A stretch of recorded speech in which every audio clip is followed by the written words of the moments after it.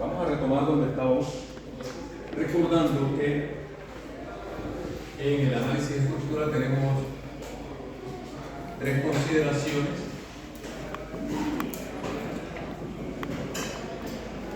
que implementar siempre que hacemos un análisis de estructura: equilibrio fundamental, ley constitutiva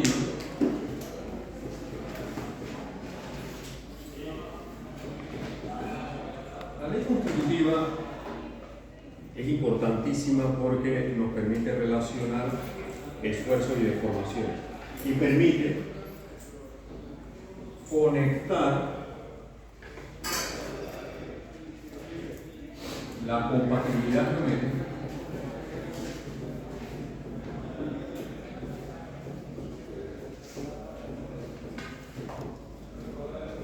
con el equilibrio. Compatibilidad geométrica o de deformaciones, para nosotros, por el momento, es la idea. Entonces, si tenemos un elemento en flexión,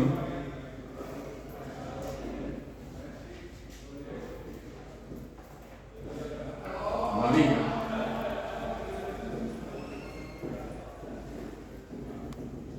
como sabemos, vamos a tener un eje neutro, un eje que no sufre deformaciones ni esfuerzo.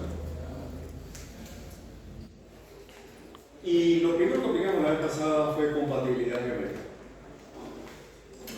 Compatibilidad geométrica con el principio de Navier-Bernoulli nos dice que una sección plana va a permanecer plana después que le hemos aplicado flexión. Secciones planas permanecen planas significa eso. De manera que si yo tengo una sección plana, esa sección va a seguir siendo plana, pero rotada en el sentido del momento aplicado. Queda en esta posición. Esto sería para nosotros un diagrama de deformaciones unitarias. A partir del eje neutro, nosotros medimos nuestras distancias y positivas y negativas. De manera que cualquier punto de la sección transversal vamos a tener una deformación unitaria en el sentido longitudinal, lo que podemos llamar X. Y lo que rota la sección transversal es el primer parámetro de deformaciones que nosotros estudiamos en flexión de vigas, que es la curvatura. También la podemos llamar con este símbolo, capa o phi, como le queramos llamar. Repito, curvatura es la rotación a nivel de sección transversal. Aplicando secciones planas, permanecen planas. Entonces, teoría de deformaciones pequeñas, nuevamente, ¿verdad? En la teoría de deformaciones pequeñas, la tangente de un ángulo equivale a su propio ángulo. Por ejemplo, en este triángulo que aquí se forma, si yo lo sombrero, ese pequeño triángulo que tengo ahí, yo puedo decir que la tangente de ese ángulo kappa simplemente es la relación epsilon x. Y en la teoría de deformaciones pequeñas, la tangente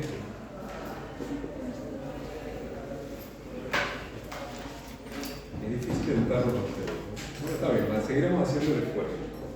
La tangente de un ángulo pequeño tiende a ser el propio ángulo.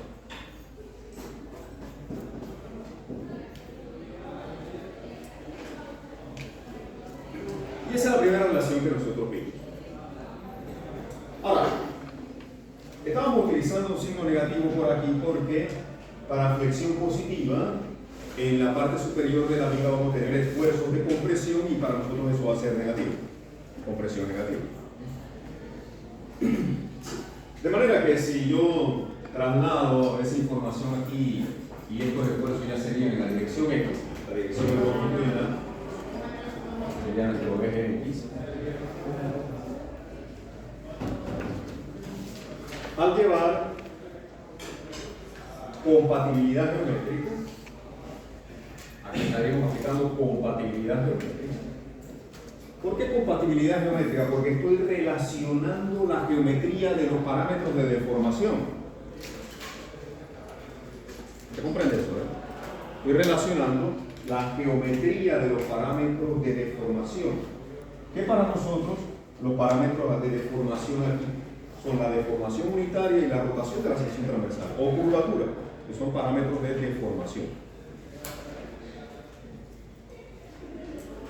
Entonces, voy a colocar esta relación acá arriba. Vamos a ver, no me va.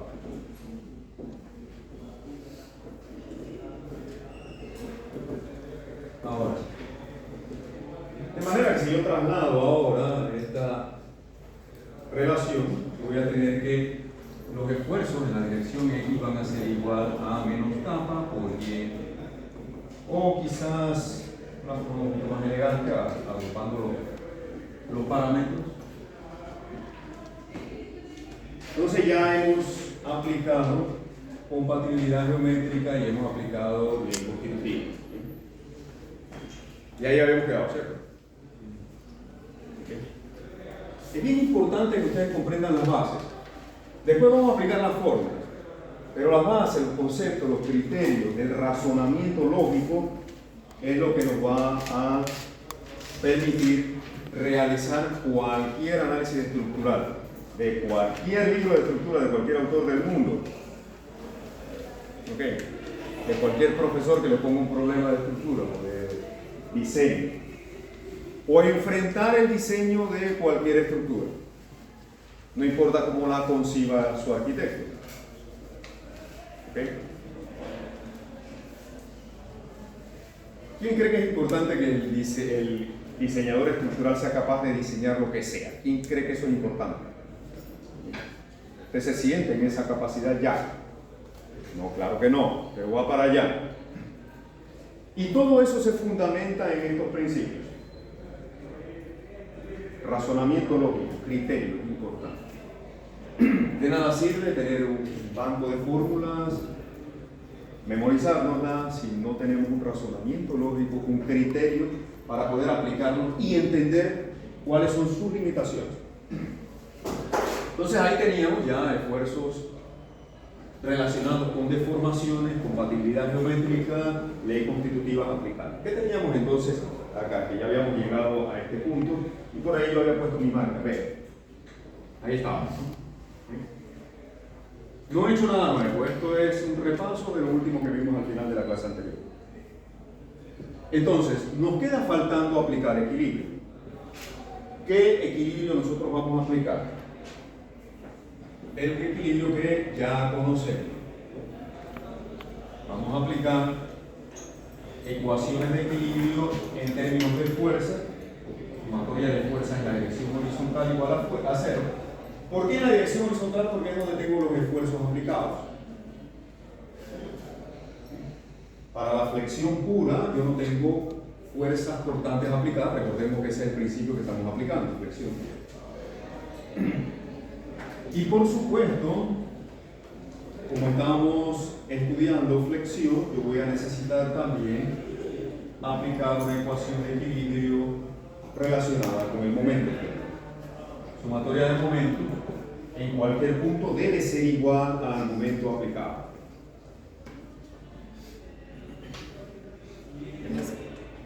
Buenos días.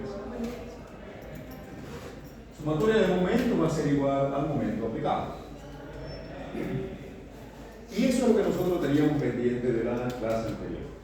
En pantalla se muestra el propio diagrama de deformaciones unitarias que tengo aquí, secciones planas, permanecen planas. Y lo único que nosotros hacemos para pasar del diagrama de deformaciones unitarias al diagrama de esfuerzo es tomar todas estas ordenadas y multiplicarlas por el módulo de elasticidad. Esta es la clave, esta es la relación de ley de Hooke que nos permite transformar un diagrama de deformaciones unitarias en un diagrama de esfuerzo. Porque al tomar el diagrama de deformaciones unitarias y multiplicarlas por el módulo de elasticidad, lo transformo diagrama de deformaciones unitarias es un diagrama de esfuerzo. Es decir, aquí simplemente hemos aplicado la ley de Hooke. Y por supuesto, si tengo un diagrama de deformaciones unitarias lineal, voy a tener por consiguiente un diagrama de esfuerzo lineal también. Al reemplazar la compatibilidad geométrica, la expresión es la mostrada, y ahora sí estoy en capacidad de aplicar equilibrio. En el equilibrio nosotros hacemos sumatoria de fuerzas. No podemos hacer sumatoria de esfuerzos. Bien importante. Los esfuerzos nosotros tenemos que transformarlos en fuerzas, conociendo que ellos están relacionados. Usted sabe que el esfuerzo es la relación entre fuerza y área, es la intensidad de una fuerza. Y eso es lo que vamos a hacer a continuación. Vamos a transformar la ecuación de esfuerzo en términos de fuerza y en términos de momento también. ¿Cómo pasamos de fuerza a esfuerzo? Simplemente tomando la fuerza y multiplicando por su brazo. Fuerza por distancia le da una expresión de momento de flexión en este caso. Y eso es lo que vamos a hacer a continuación. Y yo me tomo el trabajo de explicar esto muy bien porque yo sé que los fundamentos que ustedes necesitan son importantes. Después usted se va a memorizar la fórmula y se va a cansar de aplicar esa fórmula. ¿Sí? Y si no hacemos énfasis en esto a usted se le olvida, porque comienza a aplicarlo automático. Chica, mírame, acá. ¿Okay? Mírame. Cuando yo digo mírame, ¿no? ¿Ok? Mírame, acá. ¿Sí? ¿Ok? Bien, seguimos. Esto es fundamental porque usted puede distraerse aplicando fórmulas, pero no puede olvidar el concepto fundamental que hay detrás de todo eso. Estas fórmulas que nosotros aplicamos van a cambiar cuando estemos viendo otro tipo de elementos y cuando estemos viendo otro tipo de comportamiento. En el análisis plástico, en un par de días usted va a ver cómo esto es completamente distinto. Pero lo que no cambia son los fundamentos. Adaptamos los fundamentos al fenómeno que estamos observando. ¿Okay? Adaptamos el fundamento a los fenómenos que estamos observando y los transformamos en ecuaciones útiles, en fórmulas útiles. ¿Bien? Eso es lo que hacemos como ingenieros. De manera que para nosotros estas relaciones tienen signos, porque los esfuerzos pueden ser de compresión o de tensión. Estamos hablando de esfuerzos normales, después vamos a ver los portantes. Por ahora, los esfuerzos normales pueden ser de tensión si son positivos, compresión si son negativos. Yo no hago tanto énfasis en signos, yo prefiero que ustedes comprendan el comportamiento. Sin embargo, detrás de ese comportamiento hay un signo que debe ser compatible con el sentido de los esfuerzos, ya sea de tensión o de compresión. Nuestra convención tiene signos positivos para la tensión y negativos para la compresión. En otros países es a la inversa. Cuando usted trabaje de manera colaborativa con un profesional de Ecuador, un profesional de Argentina, un profesional de Brasil, se va a dar cuenta que para ellos el sentido de los esfuerzos positivos y negativos es a la inversa nuestra. Ellos ponen diagrama de momento positivo hacia abajo, nosotros lo ponemos hacia arriba. Entonces, ¿cómo usted se entiende con esos profesionales? Cuando usted está acostumbrado a un sentido, vuelve a las bases. ¿Ok? Preguntas hasta aquí. Entonces entremos a la última expresión que no hemos aplicado, que es la expresión o las expresiones del equilibrio. Veamos esto.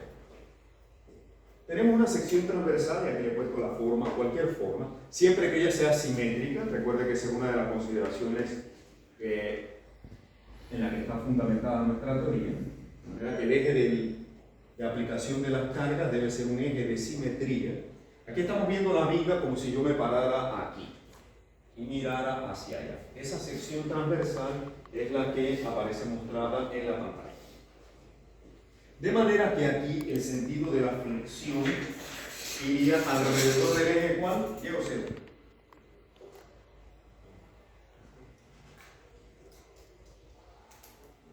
Alrededor del eje.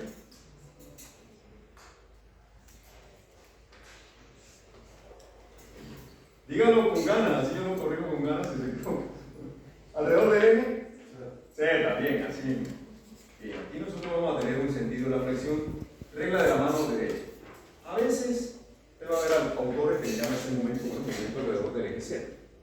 Sobre todo cuando tenemos problemas tridimensionales donde hay sentidos de momento en el eje X, en el eje Y, en el eje Z. Regla de la mano derecha.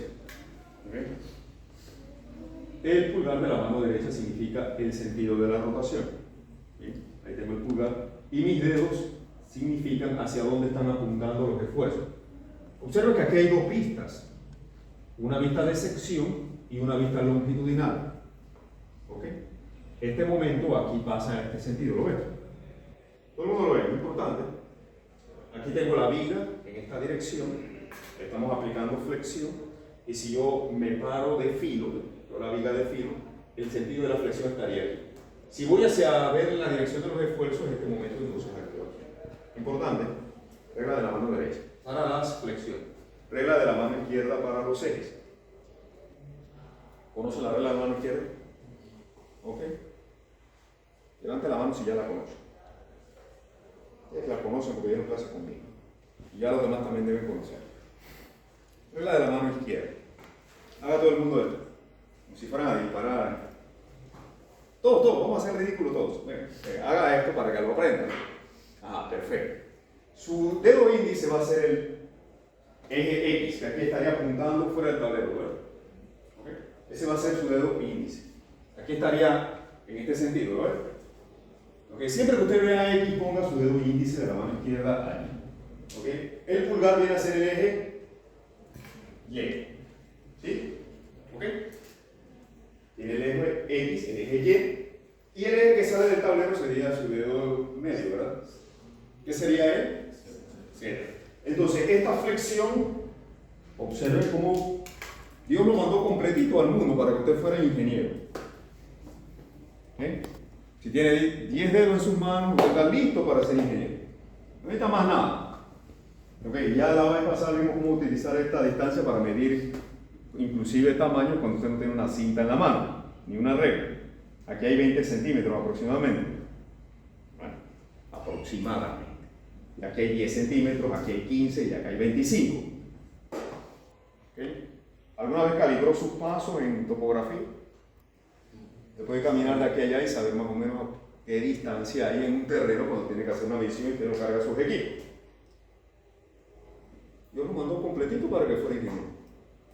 Es más, le puso un cerebro. Para que lo use bien. Entonces, fíjense cómo se combina la regla de la mano izquierda con la mano derecha. Tengo mi eje X, mi eje Y. El sentido de la flexión está apuntando aquí. El pulgar está en la dirección del eje. ¿Qué es ese? Entonces, este es un momento alrededor del eje C. ¿Se comprende? En estructura, usted lo va a ver también en el sentido longitudinal para relacionar ejes globales con ejes locales. Entonces, aquí tendríamos un momento alrededor del eje Z. Aquí tenemos nuestro eje Z. Observe cómo estaría aquí representado. Aquí tengo. Usted puede intercambiarlo inclusive. Decíamos que este iba a ser nuestro eje X, ¿verdad?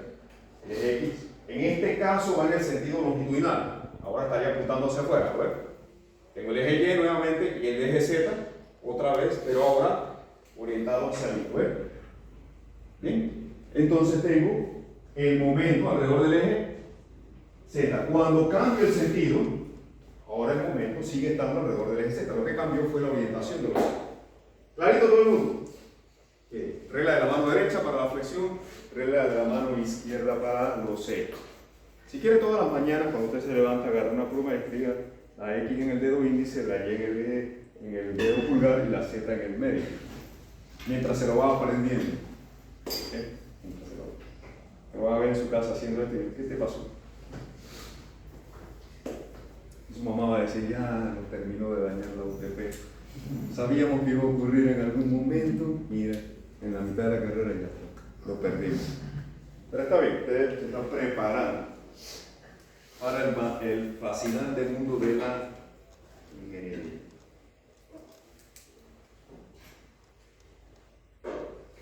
A nivel de sección transversal yo puedo tomar un diferencial de área y determinar qué fuerza está aplicada aquí.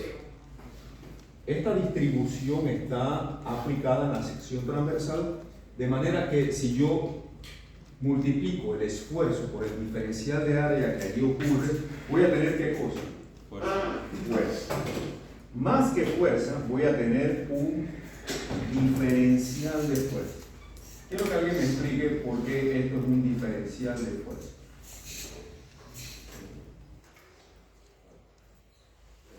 Es un diferencial de fuerza porque tengo un elemento diferencial de área. Cálculo infinitesimal, recuerda. Entonces, aquí ahora yo sí puedo aplicar sumatoria de fuerza. Hay una diferencia en matemática entre esa sumatoria y la sumatoria que tengo aquí. ¿Sí? Esta es una sumatoria discreta. Útil cuando, mírame acá, mírame a mí y mírame acá. Bien, no se distraigan. Es importante.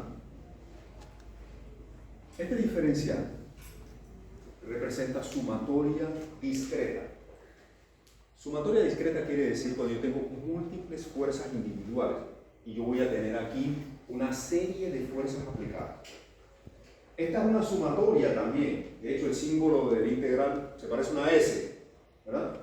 Eso quiere decir sumatoria. La diferencia es que esta es una sumatoria discreta de términos. Esta es una sumatoria de tipo continuo. ¿Qué quiere decir continuo? Que yo tengo una función que puedo integrar a lo largo del elemento diferencial, a lo largo de toda el área. Entonces, cuando estoy aplicando esta integral, también estoy haciendo una sumatoria, pero una sumatoria continua, a lo largo de toda la sección transversal. De manera que aquí estamos aplicando justamente sumatoria de fuerza horizontal de la primera ecuación de equilibrio que tengo allá. Reemplazo lo conocido. Aquí tengo mi expresión de esfuerzo, ¿recuerdan, verdad? El signo negativo viene acá. Tengo una integral. ¿Qué parámetros pueden salir de esa integral? Pues sabemos que la curvatura es constante, esa curvatura es la misma a lo largo de toda la sección transversal, ¿no? Esta curvatura no cambia, ella sale de la integral. Módulo de elasticidad también sale de ahí. ¿Y qué le queda entonces? Que como esto está igualado a cero, eso se cancelaría, capa y el módulo de elasticidad se cancela y me queda entonces, acá negativo se cancela, me queda una integral de este tipo, ¿verdad? Esto es un primer momento de área. Entonces aquí viene uno de los parámetros más importantes en nuestro análisis y diseño. Ubicación del eje neutro. ¿Dónde está el eje neutro? Para que la integral del primer momento de área sea cero, esto es válido sí o sí. El eje neutro está ubicado en el centroide de la sección transversal. Fíjense que aquí hay dos parámetros y se los he subrayado. Eje neutro, centroide. ¿Es una coincidencia? No, no es una coincidencia. Para que haya equilibrio, para cumplir con equilibrio, la ubicación del eje neutro debe coincidir con el centroide. El centroide es un concepto relacionado con área. El eje neutro es un concepto relacionado con esfuerzo. En una sección transversal de viga, el eje neutro va a coincidir con la ubicación del centroide siempre y cuando se cumpla una cosa. ¿Cuál es esa? ¿Qué estamos viendo aquí? Yo no tengo fuerzas externas aplicadas, solamente tengo flexión. Entonces, y aquí hay un parámetro importante, una observación importante, y eso a veces ni siquiera lo dicen los libros, pero yo se lo pongo ahí para que usted tenga cuidado. Usted me escuchó en algún momento que yo dije la limitación de las fórmulas que aplicamos. ¿Escuchó eso en algún momento que yo mencioné? Y la importancia de los criterios y demás. El eje neutro de la sección transversal de una viga va a coincidir con el centroide, que es un parámetro de área, siempre y cuando yo no tengo fuerzas axiales aplicadas. En otras palabras, la ubicación de la coincidencia del eje neutro con el centroide solo es válido, primero, para materiales linealmente elásticos. ¿Por qué? porque aquí estamos aplicando ley de Hooke. Lo básico, fíjense cómo regresamos siempre a lo básico. Entonces, esta ley constitutiva que yo aplico es una ley útil para materiales linealmente elásticos.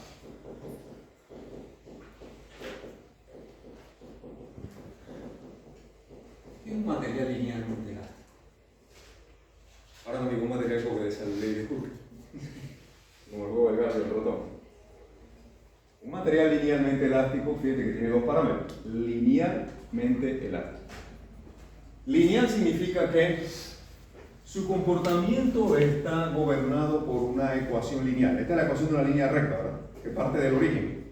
¿Sí? ¿Se acuerda? Y igual a mx por b, digo más b. Ahí la b es 0, ¿verdad? La m es e y la x es epsilon, ¿verdad? Y la y aquí es sigma. Bueno, que con otros nombres, ¿no? Y igual a mx más b. Entonces, linealmente elástico quiere decir un material que su comportamiento está gobernado por una línea recta. Y elástico quiere decir que recupera su forma si es descargado. O sea, debe cumplir las dos cosas. Entonces, el eje neutro coincide con el centroide en materiales linealmente elásticos cuando la viga no tiene cargas axiales aplicadas. Si yo tengo aquí una carga axial aplicada, una fuerza P, esa expresión deja de ser válida.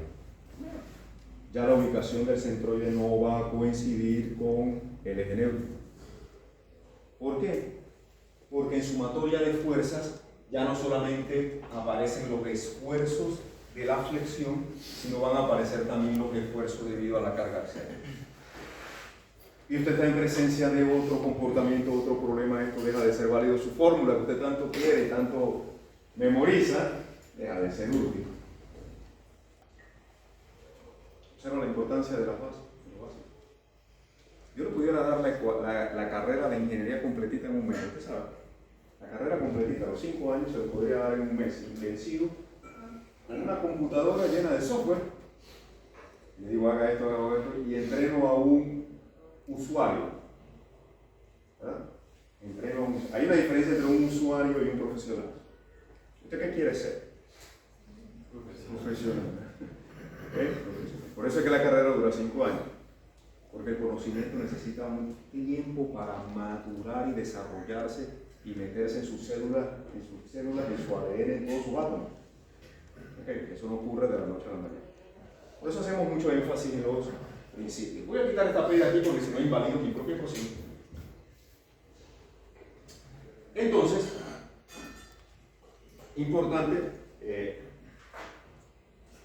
foco, el énfasis que yo pueda darle a esto. El eje neutro solamente va a coincidir con el centroide en una viga siempre que tengamos material linealmente elásticos y yo no tengo fuerzas axiales aplicadas. Entonces, esta expresión, cuando yo tengo una columna sometida a flexo-compresión, deja de ser válida. Entonces, yo tengo un marco con cargas. Usted va a analizar después, verticales, laterales, cualquier columna de ese sistema, cuando yo la tomo como elemento, va a estar sometida a carga axial, va a estar sometida a flexión y va a estar sometida a fuerza cortante. Entonces ya este deja de ser un elemento sometido a flexión pura. Su eje neutro no va a estar en el centroide de esa sección. Va a estar en otro lado. Bien, entonces, esto nos permite utilizar un principio geométrico de área para identificar la posición del eje neutro. Y eso es maravilloso, porque simplemente ubicando el centroide de cualquier sección, yo tengo la posición del eje neutro en una vía. Ya quemé una ecuación, esta, sumatoria de fuerzas horizontales. Voy a hacer uso de la expresión sumatoria de momento, aquí, sumatoria de momento alrededor del eje Z, debe ser igual aquí en el momento aplicado, en este caso M, ¿verdad? Entonces, nuevamente, voy a transformar fuerza por distancia. Aquí tengo mi diferencial de fuerza. Si ese diferencial de fuerza yo lo multiplico por su brazo, que es Y, tengo un momento. Bueno, tengo un diferencial de momento. Nuevamente, ¿por qué un diferencial? Porque estoy calculando cantidades infinitesimales. Ahora bien, vamos a integrar a lo largo de toda el área de la sección transversal. Al reemplazar ahora, yo tengo la expresión del esfuerzo, la conocemos. Este es el esfuerzo. La Y está aquí. Entonces esta Y por esta otra queda al cuadrado. De la integral salen la curvatura y el módulo de elasticidad. Y me queda este parámetro que es un viejo conocido de todos ustedes, ¿verdad? Así como acá arriba yo tengo un primer momento de área, aquí abajo voy a tener un ¿qué? Segundo momento de área, o el mal llamado momento de inercia. Mal llamado porque hay muchos términos de ingeniería que están mal puestos, pero se han utilizado tradicionalmente así y bueno. ¿Okay? Mírame, es acá. ¿Okay? Lo voy a decir así todo el tiempo. Para que se concentren. ¿Okay? Para que se concentren. Momento de inercia. Entonces aquí ya tengo esta expresión, otra ecuación, que me relaciona acción, propiedad y respuesta. Lo que vimos en la clase de lunes. Acción, propiedad y respuesta. Una de las ecuaciones que les mostré era esta. Aquí la propiedad viene dada por el producto del módulo de elasticidad, momento de inercia. Una propiedad. La propiedad del material y la propiedad del área de la sección transversal. Y esta es la respuesta en términos de curvatura. En términos de curvatura. Si yo traigo nuevamente la expresión de la curvatura que anda por acá, ¿verdad? Y quiero ir a llevar esto a esfuerzo, también lo puedo hacer. Sí, recordemos que la curvatura es el inverso del radio de Y. Esta sería la ecuación, ¿verdad? En términos gráficos, aquí esta expresión significa una ley de Hooke también. Esta es la ley de Hooke para materiales en flexión. Ley de Hooke en flexión.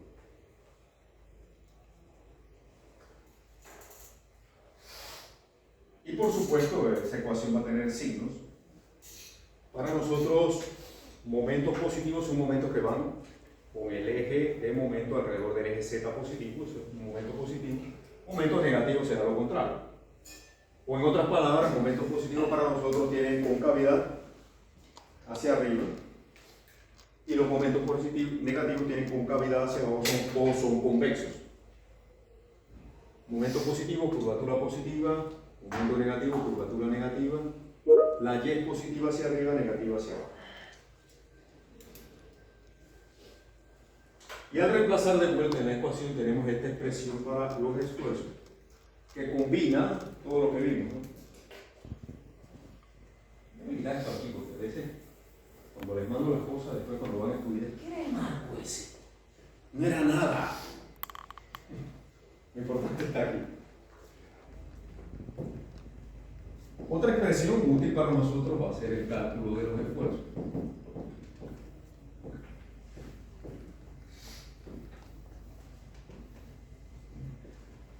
De esta manera nosotros transformamos los momentos aplicados en esfuerzos, que es lo que nosotros necesitamos para calcular o para diseñar estructuras. Observe que los esfuerzos máximos se van a presentar en los extremos de la sección transversal, en la parte superior o en la parte inferior, porque los esfuerzos varían linealmente, desde cero en el eje neutro a máximos en los extremos. Entonces, si a esas distancias, a la fibra 1 y a la fibra 2 le llamamos C1 y C2 y reemplazamos en la Y, tendríamos estas expresiones. Y aquí aparece otro viejo conocido. Cuando yo digo viejo conocido, es alguien que ya ustedes conocen. La relación entre parámetros de la sección transversal, la distancia más alejada del eje neutro y el momento de inercia referencia, define el módulo de sección.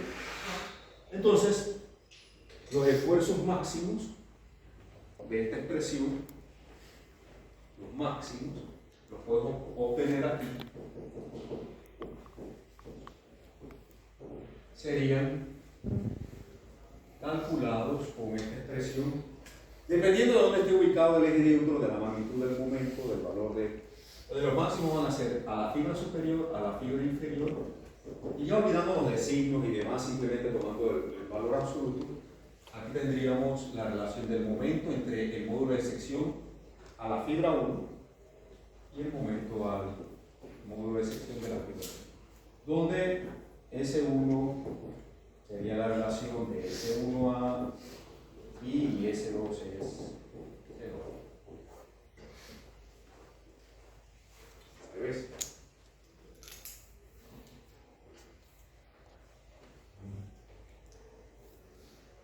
Y entre eso. Bien. Y estos máximos, por supuesto, deben ser menor que los esfuerzos permisibles. Muchas veces nosotros tenemos esfuerzos permisibles para los esfuerzos en compresión y para los esfuerzos en tensión. Muchas veces hay materiales que tienen la diferencia en la respuesta de esfuerzos en tensión y esfuerzos en compresión. Por ejemplo, la madera tiene una resistencia diferente en compresión o en tensión. Entonces vamos a tener esfuerzos permisibles diferentes si el material está sometido a compresión o si está sometido a tensión. Y es importante verificarlo para que diseñemos bien al final de todo. Voy a terminar con la parte teórica para ir a la parte que te gusta a la gente. ¿Qué es lo que le gusta a la gente en esta universidad? ¿Ah? Resolver problemas. ¿Sí o no?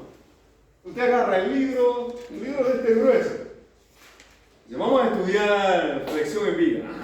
Agárrese, flexión en viga. Comienza la introducción y el autor comienza a invertir tiempo de su vida, de su familia, a redactarle algo para que usted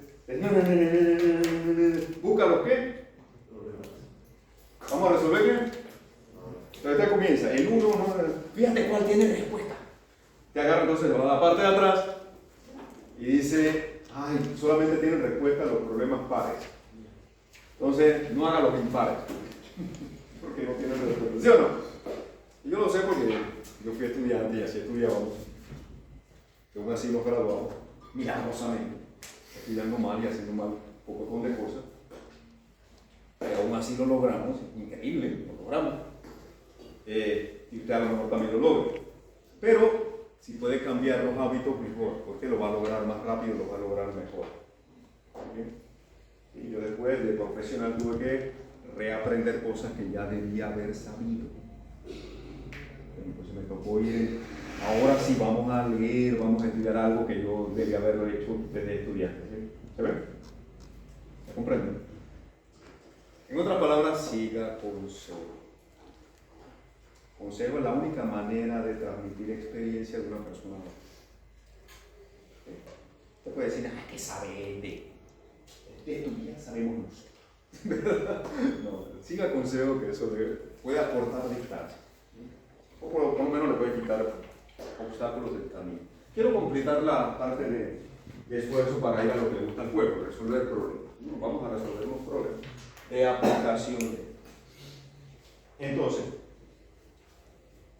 la flexión viene acompañada de cortante también. Una viga va a tener momentos flectores y va a tener diagrama de cortante también. El diagrama de cortante y el diagrama de momento son fundamentales en una viga. La flexión y el cortante están casados en un matrimonio indisoluble. La gente no se puede divorciar. No se puede divorciar la gente cuando se casa, pero ellos no se pueden divorciar. Es un matrimonio indisoluble, un matrimonio por la fuerza, un matrimonio para siempre. Nadie lo ha podido disolver. Donde va uno, va el otro. ¿Verdad? Sí. Los esfuerzos cortantes van a aparecer en la flexión, porque en la flexión es mentira que yo solamente voy a tener el momento flexor aplicado, también voy a tener fuerzas cortantes. Y la fuerza cortante produce esfuerzos cortantes. Diferencia entre esfuerzos normales y esfuerzos cortantes, usted lo sabe. Los esfuerzos normales son de tensión o compresión y actúan a un ángulo de 90 grados con respecto a la sección transversal, por eso se llaman normales. ¿Bien? Y los esfuerzos cortantes son paralelos a la sección transversal. ¿Se comprende? Pues la fuerza cortante va a producir esfuerzos cortantes, los momentos van a producir esfuerzos normales de tensión y compresión. Tenemos que diseñar ambos, porque también en este comportamiento vamos a tener estos esfuerzos no pueden exceder estos esfuerzos permisibles en cortante. Muchas veces controla la flexión, muchas veces controla el cortante, muchas veces controla la deformación. Tenemos que estar preparados para todo, para todos los escenarios. Bien, entonces, esta distribución ustedes la conocen desde mecánica de cuerpos deformables 1, repaso de círculo de Mohr. ¿Okay? Anote por ahí, tengo que estudiar círculo de Mohr. Si no, no lo voy a pasar a este libro. Así mismo, para esas cosas.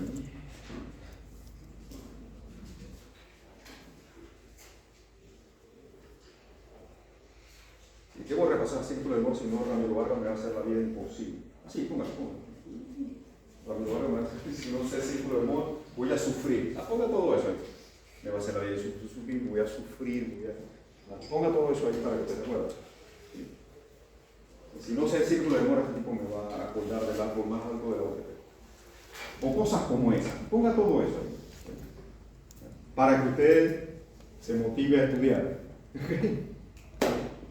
Si no sé el círculo de Mohr, voy a sufrir. Póngalo ahí. Que no sabe el círculo de Mohr aquí, va a sufrir. Aquí le gusta sufrir. A la gente masoquista, ¿verdad? Y usted no está ahí. Yo soy de la opinión de que nadie debiera venir a la universidad a sufrir.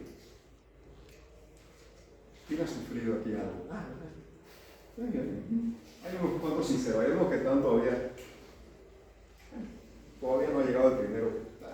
Está bien. Optimismo, confianza, todo eso es importante. No, nadie se matriculó aquí para sufrir, o usted matriculó sufrimiento entre las asignaturas, no estaba ahí. ¿Está qué? En el 132, sufrimiento, es decir, dolor, sangre y sufrimiento hay ahí. ¿Ah? Ella era la mía, entonces. Ok. ¿Matriculó sueño, ganas de dormir, matricularon en este semestre? No, pero pareciera, porque yo veo esto. ¿Sí? No decía sueño ni ganas de dormir, decía implícitamente aprendizaje. ¿Sí? Porque a eso es que usted viene. Esto es un entrenamiento. ¿Sabes? Es un bootcamp, ¿no? ¿Usted ha visto las películas del ejército? ¿Cómo entrenan al ejército? ¿Usted ha visto eso? ¿A qué hora lo levantan? Hay que estar arriba antes que salga el sol, ¿verdad? ¿Y qué lo ponen a hacer? Pues de todo, ¿no? ¿Verdad? Para entrenarlos. Bueno, usted está en ese proceso. Solo que no es tan exigente, porque usted no tiene detrás de usted a un. ¿Verdad? Ese es su yo interno, el que lo motiva, lo hace que usted realmente tome esto en serio. ¿Verdad? Pero usted no tiene su entrenador ni a su profesor detrás de usted respirando detrás de la oreja como en el ejército, ¿no? Pero esto es un entrenamiento también para ser profesional. Entonces hay que tomárselo con seriedad. Bien, círculo de Mohr, ya lo anotó, ¿no? Entonces, ahora bien, fíjense. ¿Cómo estamos viendo aquí nosotros la vía? Este es nuestro eje longitudinal X, ¿verdad? Aquí, ¿verdad? Lo tendríamos así, aquí tengo el eje Y, donde está actuando el cortante, el eje Z va para allá. Yo tomo un elemento diferencial y ahora yo tengo flexión y cortante. Diagrama de cortante, diagrama de momento. Si yo me desplazo una cantidad diferencial de longitud, voy a tener un incremento en el diagrama de cortante y un incremento en el diagrama de momento. Es lo que me dice la matemática. Cálculo diferencial e integral me dice eso. Si me desplazo una cantidad infinitesimal, estos valores van a sufrir un incremento infinitesimal también. Entonces yo puedo hacer otra vez, ¿qué cosa? lo mismo que teníamos acá arriba, equilibrio, ¿verdad? Si venimos y tomamos una sección ahora aquí, a una distancia aquí, fíjense cómo hemos tomado esta sección, a esta distancia y de ejemplo, y ahora yo transformo fuerzas y momentos en esfuerzos. Aquí yo tengo esfuerzos normales que van a representar compresión en la fibra superior y tensión en la inferior. ¿Me siguen? ¿Okay? ¿Me siguen? ¿Vale? Compresión en las fibras superiores, tensión en las fibras inferiores. Tengo mi momento y mi momento más el cambio o el incremento en el momento. Entonces, si yo ahora tomo esta porción de aquí y la aíslo en un diagrama de cuerpo libre, usted conoce el concepto de diagrama de cuerpo libre. Y se lo venimos enfatizando desde la secundaria. Aquí tendríamos, fíjense, lo mismo que sombría ya está aquí. Entonces tengo ahora un trapecio de esfuerzo. Sigma 1, sigma 2. Y ellos no van a estar en equilibrio. ¿Por qué? Porque los momentos no están en equilibrio. Son momentos diferentes. Para que exista el equilibrio debe aparecer esta fuerza cortante aquí para que sumatoria de fuerzas horizontales sea igual a 0. Este cortante aquí se conoce como cortante longitudinal. Cortante longitudinal.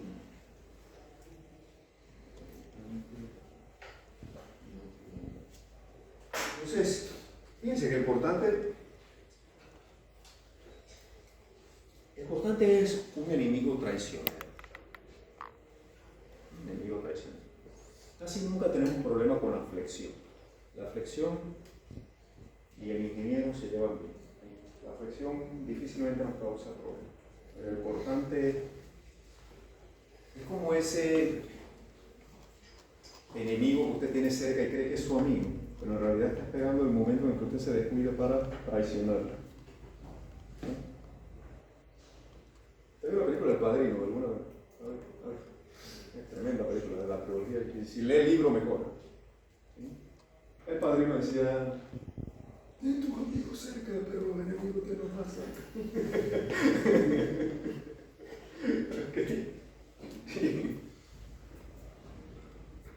El cortante es un enemigo silencioso, porque hay que tener cuidado. Yo al cortante le tengo muchísimo respeto. Ahí él y yo y él, con cuidado, con respeto, porque es traicionero. Primero, fíjense en algo. Yo quiero equilibrar una fuerza que es vertical, que es esa fuerza cortante. Pero para que él exista verticalmente, tiene que tener un compañero horizontal, longitudinal. Si esto no existe, ese elemento rota, ¿verdad? Entonces, para que esté en equilibrio aparece un par de esfuerzos en las caras superior e inferior que se traduce en un esfuerzo cortante longitudinal. A eso yo le llamo un parásito. ¿Qué es un parásito? Algo que usted no quiere pero aparece, ¿verdad? Como el paracaídas en una fiesta. Usted no lo invitó pero él llegó. Un parásito es algo que usted no quiere pero él aparece y tiene que lidiar con él. Entonces, para que exista el equilibrio de fuerzas verticales, va a aparecer una componente longitudinal. Esa componente vendría aquí, longitudinal, a lo largo de todo el elemento, y que le va a ocasionar problemas. Y ahí está. Ahí está. Por ejemplo, si yo tengo dos vigas y las coloco, dos piezas de madera, una tabla superior y una tabla inferior, y las pongo una encima de la otra, y con ello yo quiero resistir unos momentos y unos cortantes.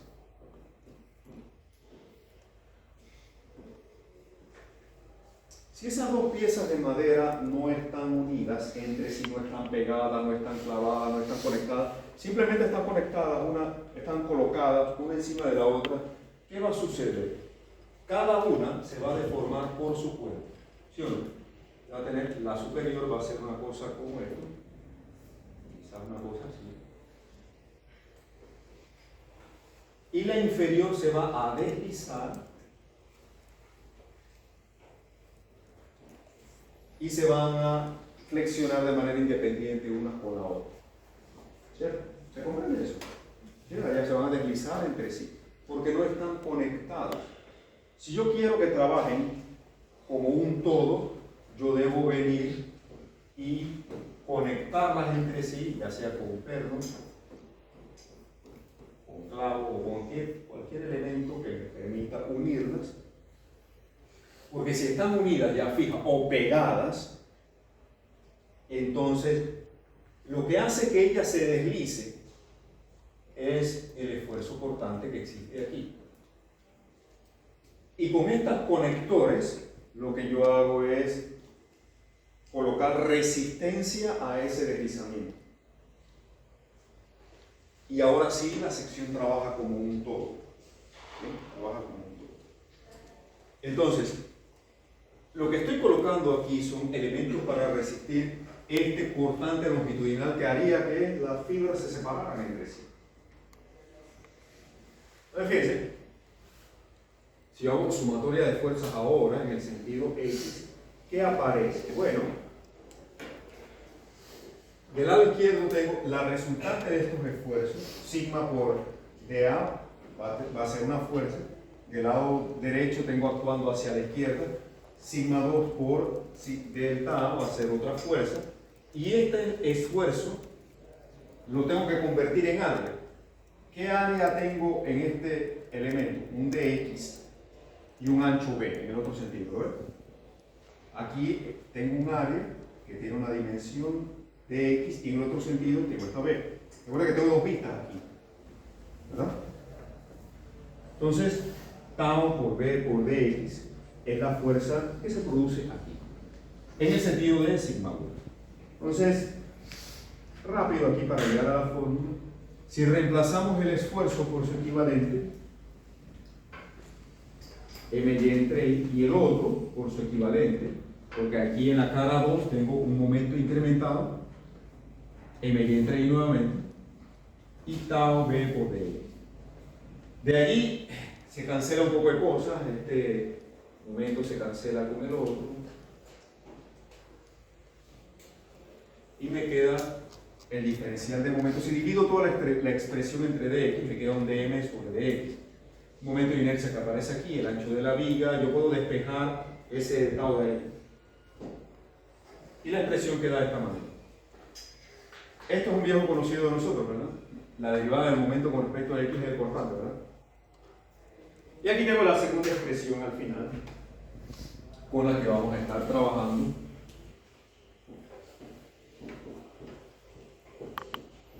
El cálculo de esfuerzos cortantes. Necesito, nuevamente, que la sección de diseño, sus esfuerzos cortantes tampoco me excedan los permisibles. De aquí el parámetro Q es el primer momento de área por respecto a X, y él varía parabólicamente. Por eso es que los esfuerzos tienen una distribución, los esfuerzos cortantes tienen una distribución parabólica. Otra razón por la cual al cortante hay que tenerle respeto. Los esfuerzos normales, fíjense, varían linealmente. Nada es más fácil que una línea recta. El cortante es tan desgraciado que él dijo, no, yo lo voy a hacer lineal, yo voy a hacer parabólico. Para complicar más las cosas. Porque así es importante. Téngale cuidado. Téngale cuidado. Anote por ahí en su página. Debo tener cuidado con el cortante. Un buen ingeniero tiene cuidado con el cortante. No me puedo descuidar con el cortante. Escríbalo en su página y en todas las páginas de su cuaderno. Por esa cosa, ¿no?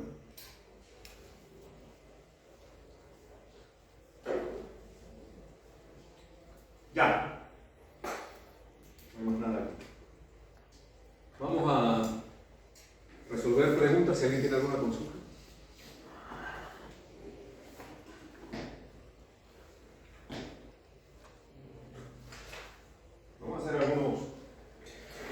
ejemplo sencillo de aplicación de esto. Ya terminé el módulo 1.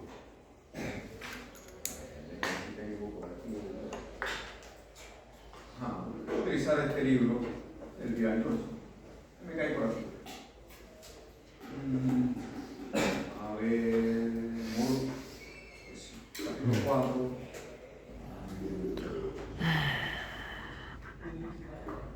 Este está bueno. Vamos a hacer este. Que tiene dos esfuerzos permisibles para compresión y tensión. Este está bien. Este me sirve.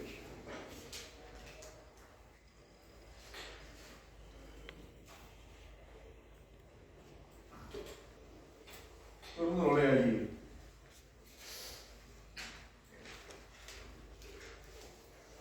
Calculador, vamos a necesitar el calculador.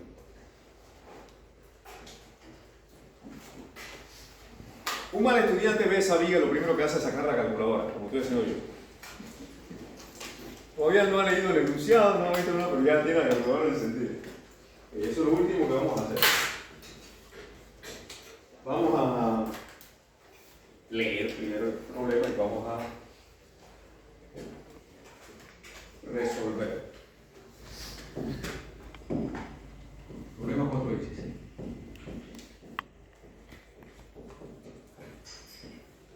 ¿Qué dice? La viga mostrada en la figura está hecha de un nylon, material de nylon, polímero, de manera que como los polímeros, la madera es un polímero natural, el PVC, el nylon, esos son polímeros artificiales. Bien, empezaba de material, ¿no? Importante, materiales y su comportamiento, concreto, madera, acero, PVC, polímeros, fibras. Fibra de carbono no resiste lo mismo en tensión, compresión, fibra de vidrio no resiste lo mismo en tensión, porque son polímeros. ¿Sí? ¿Cuántos tipos de plásticos hay? Está estudiando ingeniería civil, y un día en una carne asada llega su primo ese que lo sabe todo y trata de ponerlo en ridículo y le pregunta: primo, ¿tú qué estás estudiando ingeniería? ¿Cuántos tipos de plástico hay?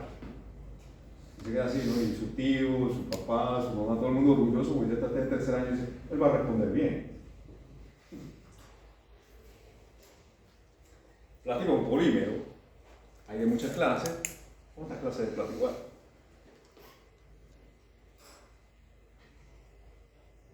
Una pregunta sencilla.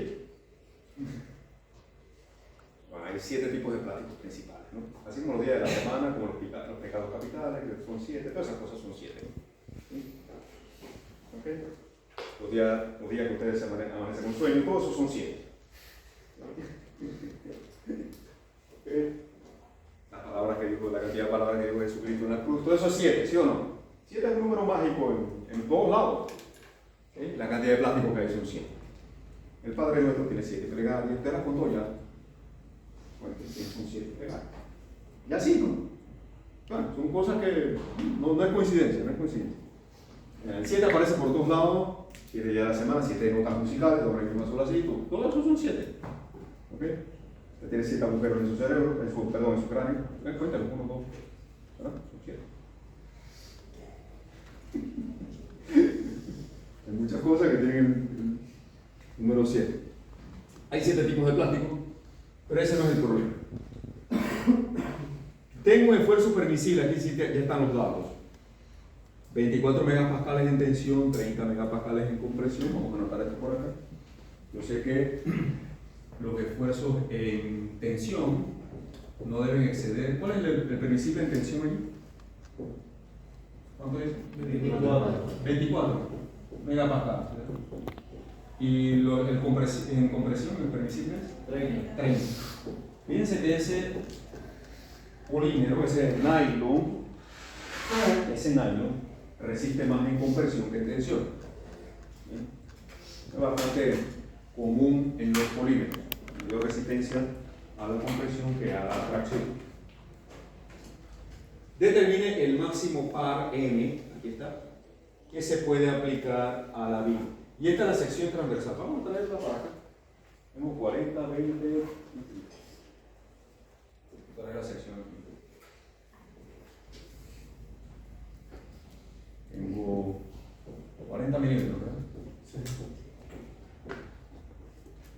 Ya de salida usted se da cuenta, estos son 4 centímetros. Una cosa chiquita, ¿verdad? Aquí yo digo es grande, pero en realidad una viga pequeña, así que yo debo esperar un orden de magnitud bajo. ¿Cuánto mide esto? 20. 20, son 2 centímetros. Una cosa así, ¿verdad? ¿Sí? Usted no se puede imaginar que es un bigón de ese cuenta, ¿no? ¿Lo veo? Hay un poco grande, pero eso en realidad es una cosa pequeña. Quizás un elemento para un ensayo experimental. Todo eso usted tiene que pensarlo a la hora de hacer un problema. ¿Qué tengo al frente? Esto no es una viga de una estructura. ¿Se ha visto alguna vez una viga que tenga 2 centímetros, 4 centímetros? No. Son tamaños como el que usted está viendo ahí.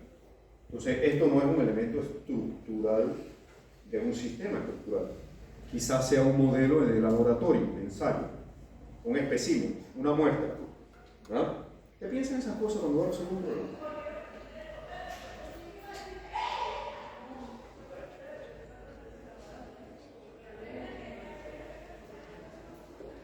Un ingeniero piensa en esas cosas. La diferencia entre un profesional y un amateur. ¿Qué dimensión hay? 15, gracias. ¿Y acá? 30.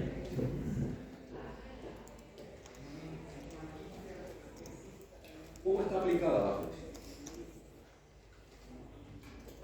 Regla de la mano izquierda aquí. De mi eje X, mi eje Y y el eje del momento. A nivel de sección transversal, ¿cómo está eso actuando?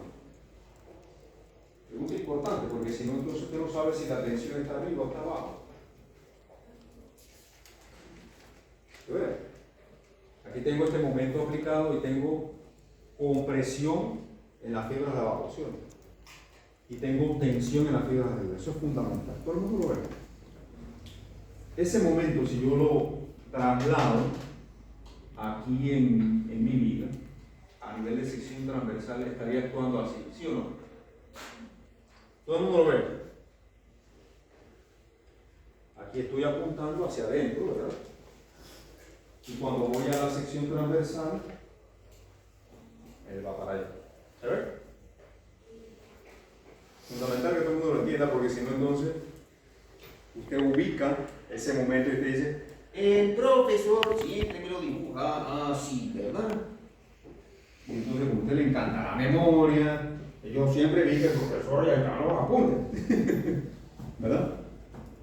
Él siempre lo dibuja así. Él siempre lo dibuja así porque siempre lo dibuja positivo, pero no siempre actúa así. Entonces usted va en automático, haciendo las cosas en automático, y no se está dando cuenta del montón de cáscara que hay en el camino. Y en la evaluación el profesor pone cosas distintas a las que explica. Y si se ríe porque lo escribe. Y el profesor lo que quiere es que piense, que razone lógicamente. Ese momento no está actuando así, ¿verdad? Para nada. Él está actuando en otro sentido. Ese momento, el vector está actuando así.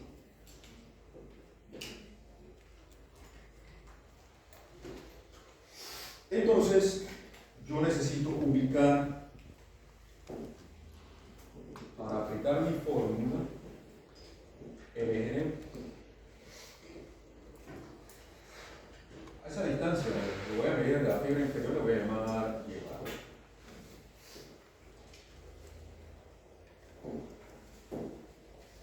Ahora sí, después que yo he hecho todo el análisis, porque ahora ¿qué necesito? Voy a necesitar lo siguiente. Yo sé que voy a tener en mi viga una fibra superior, le voy a llamarle fibra 1, y una fibra inferior voy a llamarle fibra 2. Los esfuerzos en la fibra 1 máximos van a ser iguales al momento aplicado a esta distancia que para mí sería C1, ¿verdad? A la fibra 1 entre el momento de inercia. Y ese momento no puede exceder 24 megapascales, que está en tensión, ¿verdad? a la fibra 2 le va a llegar un esfuerzo calculado con esta distancia que para nosotros va a ser C2, ¿no? ¿Verdad? Y ese esfuerzo no puede exceder de 30 megapascales. ¿Qué necesito? Fíjense, todavía no he sacado la calculadora, estoy haciendo mi análisis, interpretando el problema. ¿Qué necesito de aquí? Momento de inercia y necesito la distancia C. Para calcular el momento de inercia tengo que empezar ubicando el eje neutro. Entonces por ahí es que voy a empezar. La ubicación del eje neutro la encontramos mediante el primer momento de área. Tengo dos rectángulos, uno superior y uno inferior. ¿Qué tendríamos aquí? 40 por 15. Y su brazo desde la parte inferior, ¿cuánto sería? Aquí tengo 15 más 7.5, ¿verdad? O sea, 22.5. ¿Sí? El otro rectángulo tiene una base de 20, una altura de 15 y su brazo es 7.5, ¿verdad? La mitad de 15. ¿Sí? Vamos repasando, por eso vamos un poquito rápido. Y dividimos todo eso entre el área. 40 por 15 más 20 por 15. Usted tiene toda la información aquí mismo. Si es ordenado, no tiene problema.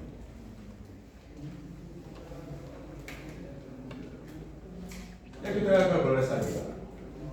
Esa Y barra le coincide con C2. Va a tener un valor. Y C1 la obtiene por diferencia, ¿no? 30 menos Y barra. Él tiene C.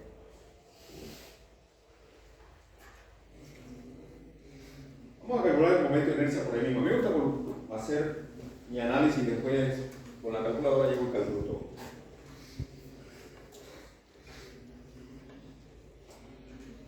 Momento de inercia va a ser, aplicando el teorema de los ejes paralelos, voy a utilizar el rectángulo de arriba y el de abajo.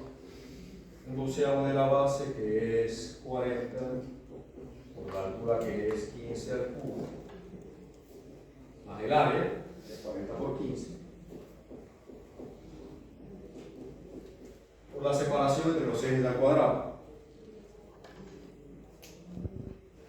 El eje de la parte superior es 22,5, ¿verdad? 22,5 menos 15, lo que calcule por ahí de llevarlo, ¿no? Al cuadrado. Y con el rectángulo de abajo tengo un doceavo de 20 por 15 al cubo, el área de 20 por 15, y la separación entre los ejes sería la diferencia entre Y barra y 7.5, ¿verdad? Al cuadrado. Y ahí voy a obtener mi momento de inercia. Ya tengo C1, C2, tengo I. ¿Qué me queda? Nada. Pues de aquí puedo despegar cuánto es el momento, que es lo que me está pidiendo, ¿no? Al final de cuentas, esta es mi incógnita, ¿no? ¿Cuál es el momento que puedo aplicar? Si yo despego ahí ese momento va a ser, voy a llamarle M1. Ya. Para diferenciarlo del otro, quizás. Va a tener dos momentos. Uno con el esfuerzo de 24 megapascales como límite y otro con el esfuerzo de 30 megapascales como límite.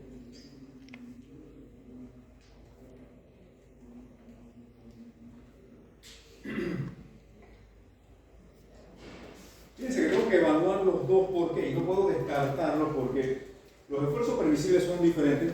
Miren acá. Ahora usted sigue apuntando allá. Olvídense de su cálculo ahora mismo. Miren para acá. Tengo que hacer los cálculos, no puedo descartarlos a priori porque yo tengo distancias C diferentes, ¿sí o no? Tengo distancias C diferentes, una va a ser mayor que la otra. Aquí a simple inspección yo sé, y así lo dibujé, que C2 es mayor que C1, ¿sí o no? Anote, C2 es mayor que C1. pero el esfuerzo permisible es diferente arriba y abajo. ¿Verdad? El momento de inercia es el mismo, eso sí, porque es una propiedad de toda la sección transversal. Entonces tengo que calcular ambos. ¿Y cuál va a gobernar?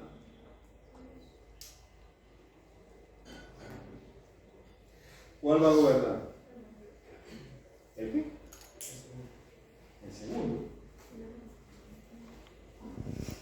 ¿Cuál va a gobernar el diseño? ¿Cuál va a gobernar? El menor, exactamente. ¿Todo el mundo entiende por qué? Porque no se puede pasar. Porque si aplico el otro, entonces excedo los esfuerzos en la otra fibra. Y el material falla, se cae, mata un poco de gente y usted va preso. Ese es el final de la historia. No se lo dice el libro, ¿no? ¿Verdad? Es el final de la historia, ¿no? O lo mata usted si estaba allá abajo ese día, ¿no? En la antigua Roma, cuando un ingeniero construía un edificio, lo hacían dormir una semana en lo que había construido. ¿Por qué? Yo conocí el imperio romano, como era, ¿no? Y cómo eran los castigos para que no cumplía las cosas. Tan severos, no como ahora que pasa algo por ahí y lo dejan libre. Y sigue haciendo. Era otra cosa, ¿no? Entonces, todo el mundo ve claramente por qué va a gobernar el menor. Porque si aplico el otro, entonces excedo el permisible en la otra fibra y falla el sistema estructural, hay colapso. Ok, ya todo el mundo tiene los valores. Vamos a meterle análisis a esto. Ahora sí hacemos todos los cálculos de corrido. ¿Por qué esta es la mejor manera de trabajar? Porque si usted comienza y calcula esto, anota, suelta la calculadora, calcula esto y lo anota, hace otra cosa, cada vez que usted suelta la calculadora y anota, la probabilidad de cometer un error de dedo se incrementa exponencialmente. ¿Nunca le ha pasado? Que llegó y usted cree que apretó el 5, pero como tiene el 4, el 8, el 6 y el 9 todo alrededor, apretó el que no era. Y usted creyó, decidió. Pero en eso de que suelta y agarra y escribe, ¿cómo minimiza la...? Porque eso es un error garrafal. Equivocarse de esa manera es un error garrafal, ¿verdad? Es un blunder. ¿Cómo usted evita los blunders? Como en el ajedrez. ¿Cómo evita? ¿Qué hay que hacer?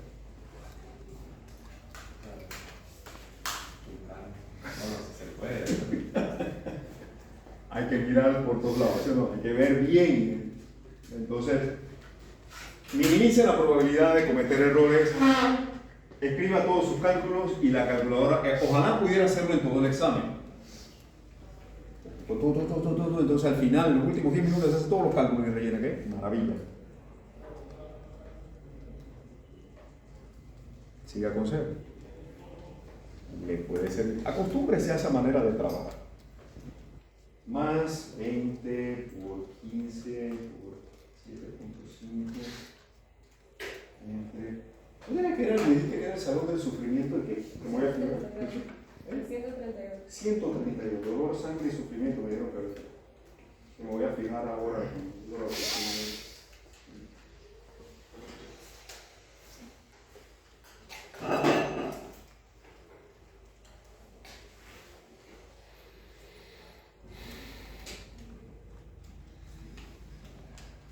Tip, mire, usted sabe que 40 por 15, ¿cuánto es de memoria? Usted se lo sabe, ¿no? ¿Cuánto es?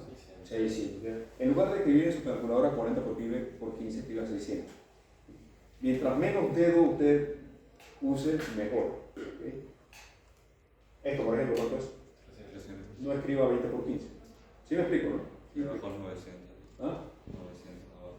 Claro, escribe 900. Te va más rápido y evitas problemas, ¿no? ¿Cuánto es la posición del genotip? Este valor es 17.5. correcto. 17.5. Muy bien.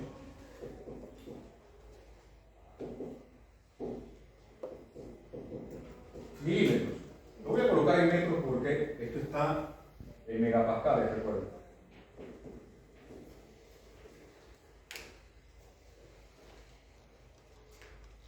Y esto es 12.5.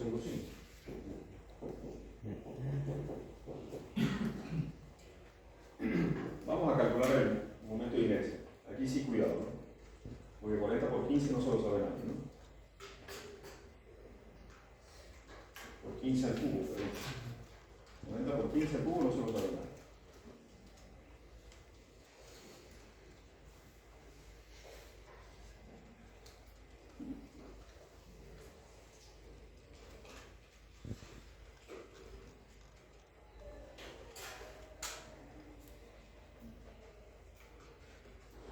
Esta está fácil, ¿no? ¿Verdad?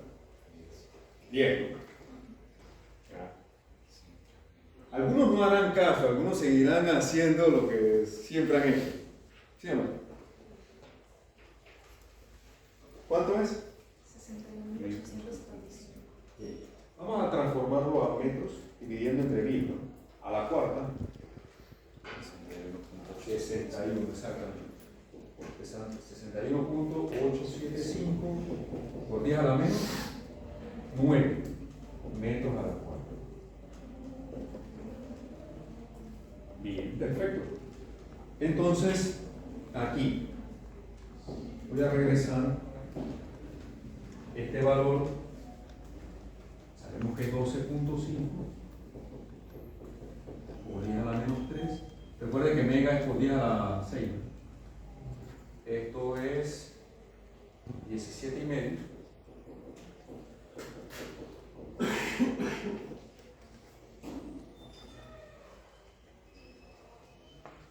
Y el momento de inercia, pues este valor lo traemos para adelante.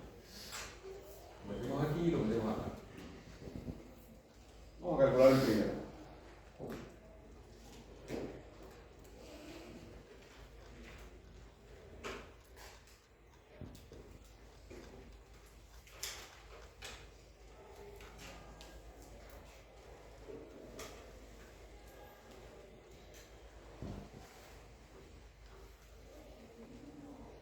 ¿Cuánto les resultó? 118. 108. Newton-metros. Revisen ahí, por favor.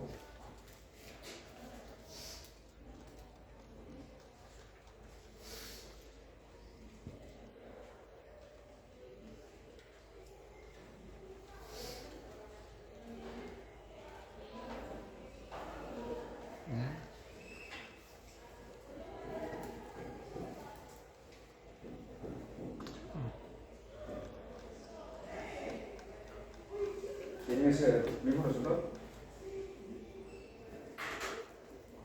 ¿Sí? ¿Está bien? Conclusión.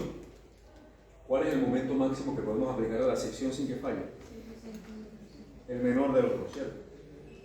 El menor de los dos. Porque si yo le aplico 119, excedo los esfuerzos en la otra fibra, ¿verdad? ¿Cierto? Y entonces falla. Respuesta. Este es el momento máximo que puedo aplicar. Fíjense que a mí me gusta trabajar con desigualdades. Con desigualdades. Menor o igual que, porque eso es lo que es un esfuerzo permisible. Los esfuerzos permisibles no pueden exceder de este máximo. No pueden exceder significa que deben ser menores o iguales. ¿Verdad? En los libros ustedes ven que ellos trabajan con igualdades. ¿Ok? Con igualdades. Usted ve los ejemplos y ellos no usan el signo menor o igual por ningún lado. A mí me parece que es un error. Pero no me voy a meter con vida en todo esto. Y ya inclusive partieron de este mundo a descansar. Pero realmente lo correcto es expresar matemáticamente el fenómeno. Yo no quiero que los esfuerzos excedan, es decir, deben ser menores o iguales. ¿Por qué les digo esto? Porque hay ocasiones en donde la respuesta debe ser mayor que. Por ejemplo, cuando diseñamos, si el problema fuera de diseño y yo necesito calcular el momento de inercia que esta incógnita va a pasar multiplicando y esto va a pasar para allá dividiendo, y el momento de inercia ahora debe ser mayor o igual que, ¿sí o no? ¿Lo ve allí? Si yo paso el momento de inercia multiplicando al lado derecho y su incógnita es el momento de inercia, y eso es lo que usted está diseñando, el momento de inercia entonces que está acá al lado derecho debe ser mayor o igual que la cantidad calculada. ¿Ve? Entonces ahí usted, cuando diseña, redondea entonces hacia arriba. Usted sabe que tiene que diseñar más hacia arriba. Aquí, ¿cuántos momentos podemos explicar? Hasta un valor, es decir, cualquier momento menos de 106 la viga lo resiste. Más de 106 va a fallar. Entonces, algunas respuestas, si son de análisis, van a ser menor o igual que, pero si son de diseño, deben ser mayor o igual que. Entonces, muchas veces estamos de un lado analizando, otra vez estamos del otro lado diseñando. El ingeniero debe ser capaz de hacer ambas cosas. Pregunta de este problema que un problema como para entrar en calor, ¿no? Preguntas.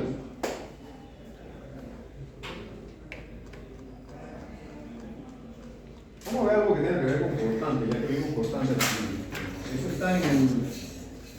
Está en otra página. Está en el capítulo 6 por allá. ¿Qué clase tienen ahora después de alguien que se pide ahí en su vaina? Materiales de construcción.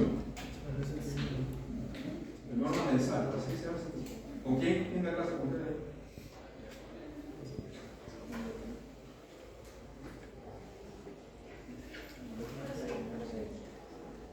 ¿Quién es su profesor de materiales? Pero aquí dicen el horario, ¿no?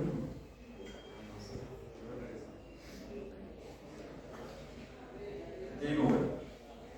643. Vamos a hacer 644. Este me parece bien. ¿Ah? ¿El qué?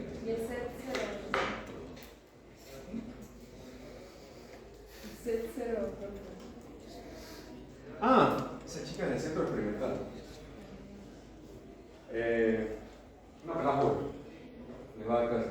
Pero tiene experiencia en material porque trabaja en el laboratorio de ensayo de materiales allá en Turquía.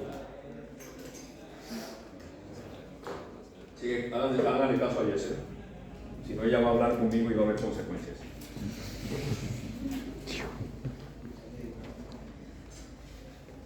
Pónganse bien, no le hagan bromas porque es una chica joven. Respeto, que es un poquito mayor que usted es mayor. Y le va a enseñar con mucho cariño. Ella es una chica muy inteligente. Como todos los profesores que conozco. Vamos a hacer un problema que tenga que ver con cortante. ¿No tiene preguntas de esto? Bien. Me gusta el 643. No, el 644. Vamos a hacer el 644. A ver. ¿Le queda tiempo? ¿Qué hora es? Vamos a hacer otro programa. Problema.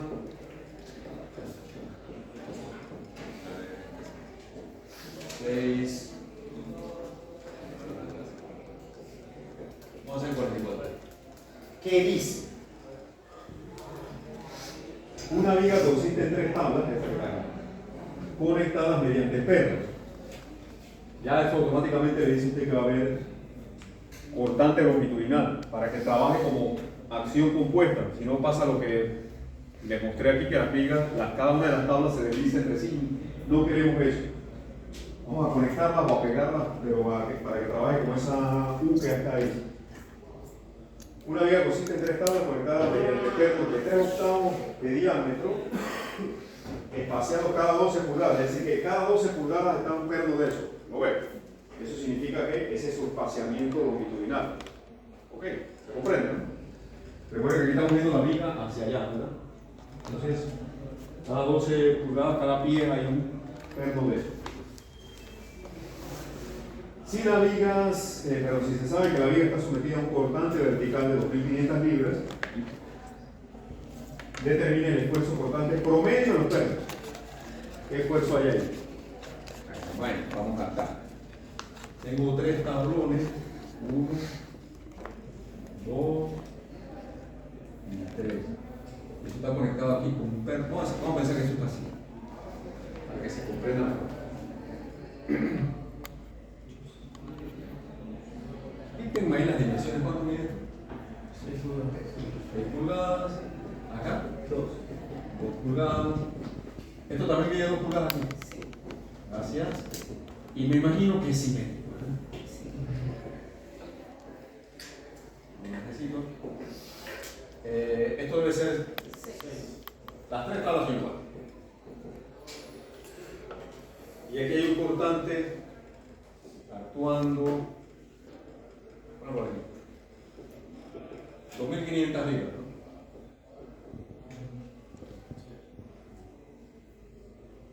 Sí. Yo necesito los esfuerzos en esos pernos. Para nosotros de cuerpos deformables 1 sabemos la fórmula para el cortante. Y por ahí se las anoté también.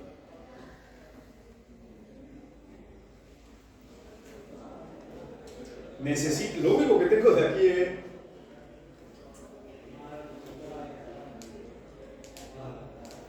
y sabemos también que esto va a ser igual a la fuerza, porque al final de cuentas lo que yo necesito son los esfuerzos de los pernos. Entonces, eso va a ser igual a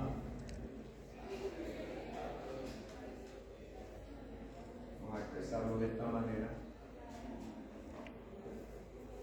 Si recordamos, a este parámetro que está aquí se le conocía como flujo de cortante.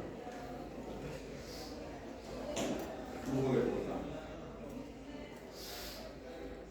¿Qué es la fuerza por unidad de longitud?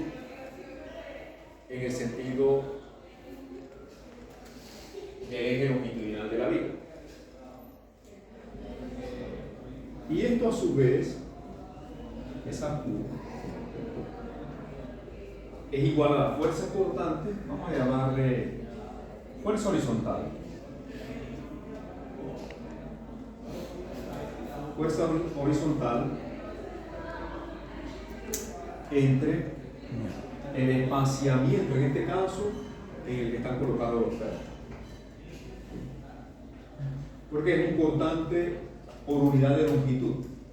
Y este sería el cortante dividido entre, o la fuerza horizontal dividido entre el espaciamiento de los pernos. Y esto a su vez es el cortante por Q entre I.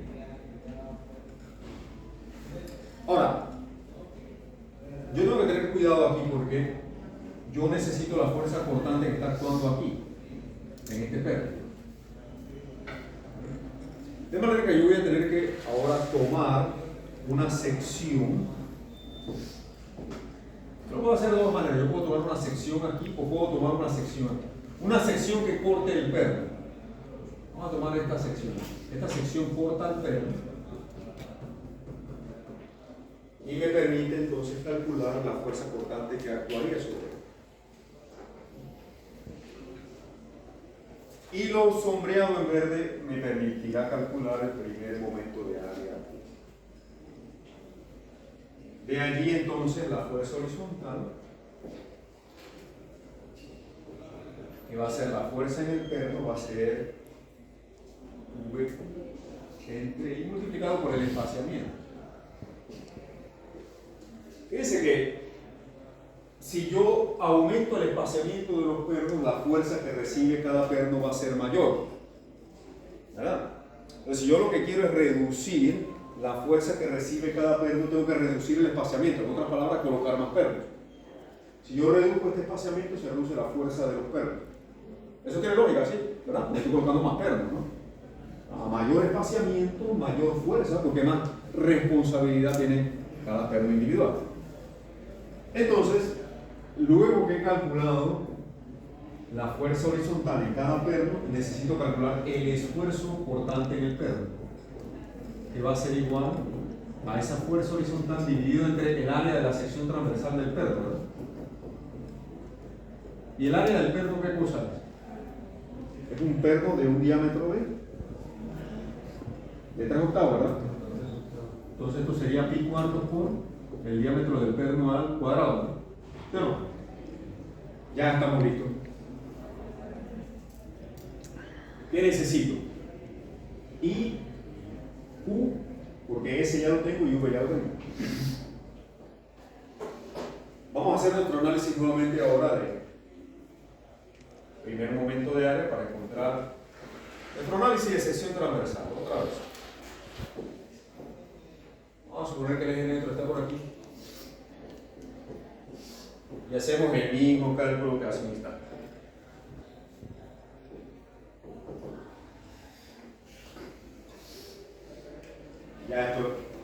Ya el problema está resuelto. Vamos.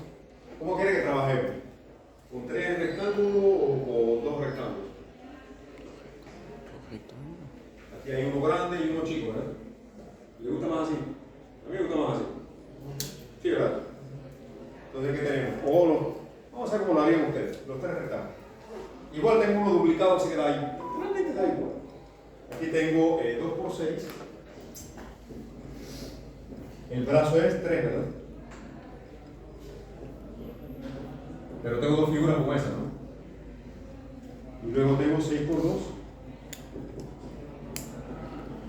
Y el brazo que es 1, ¿verdad? Vamos a colocar el 1 ahí para que todo el mundo sepa de dónde sale. Y eso está dividido entre 2 por 6, 2 figuras como esa más 6 por 2. Vamos a calcular el momento de inercia. Otra vez. Un doceavo de 6 por 3 al cubo más el área, que es 2 por 6. Corrijo. Un doceavo de 2 por 6 al cubo más 2 por 6. La separación entre los ejes sería la diferencia entre y barra y más 3, ¿verdad? Al cuadrado. Y todo esto vamos a multiplicar por esto, porque son 2 figuras. Y el otro, un doceavo de 6 por 2 al cubo, más el área que es 6 por 2, por la separación que sería y barra menos 1 al cuadrado. Bien.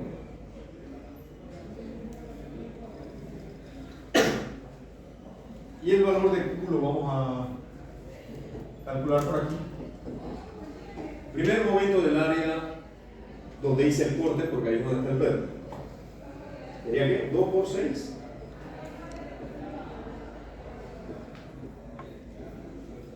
Y la separación entre los ejes sería 3 menos lo que calcula acá, ¿verdad?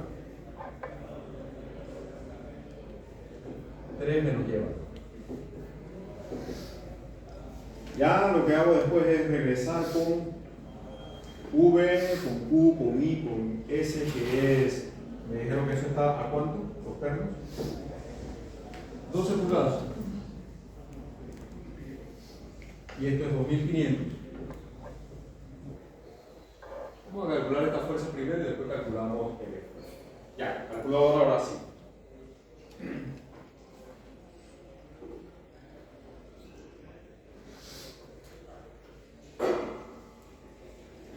Vamos a ver.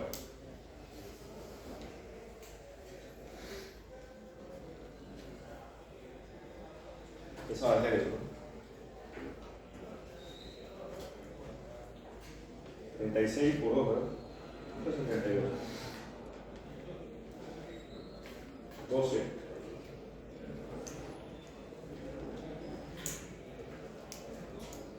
24 y 12, eso es.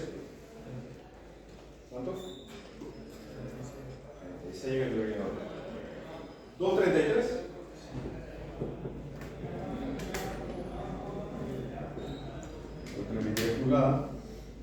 Y calculemos acá abajo.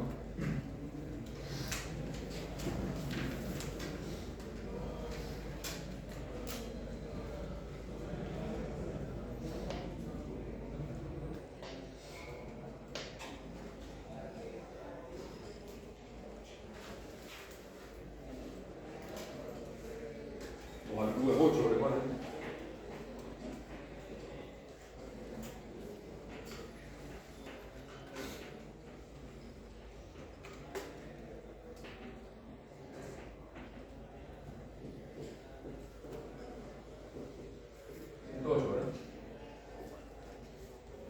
Cuando usted va calculando estas cosas y le da el número redondo, yo no sé por qué la gente comienza a ponerse contento y le da como confianza de que va bien.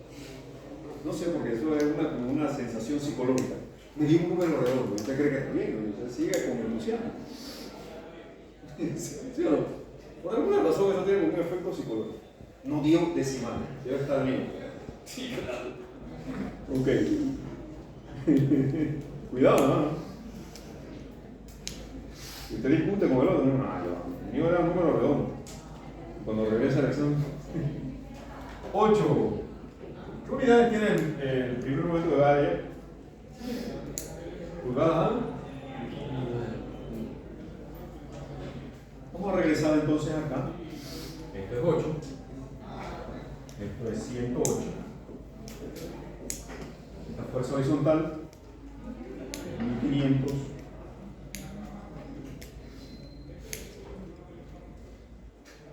2222 libras. Y estos son 3 octavos. Por lo tanto, el esfuerzo cortante en el perno va a ser igual a dividir eso.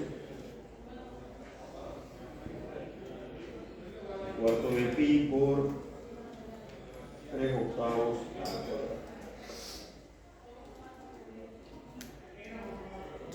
Expresarlo en KSI. Entonces serían 20.12. Preguntas.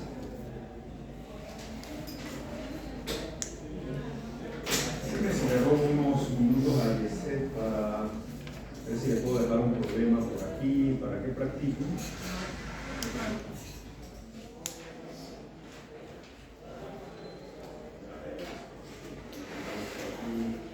Útil.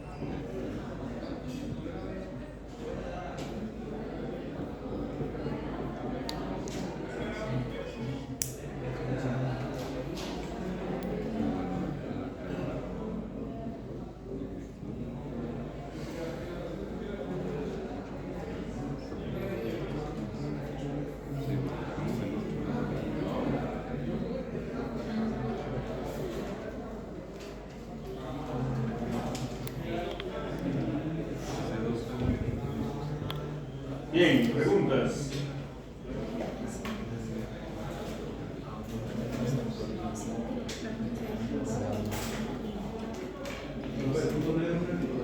Sí, una articulación de flexión.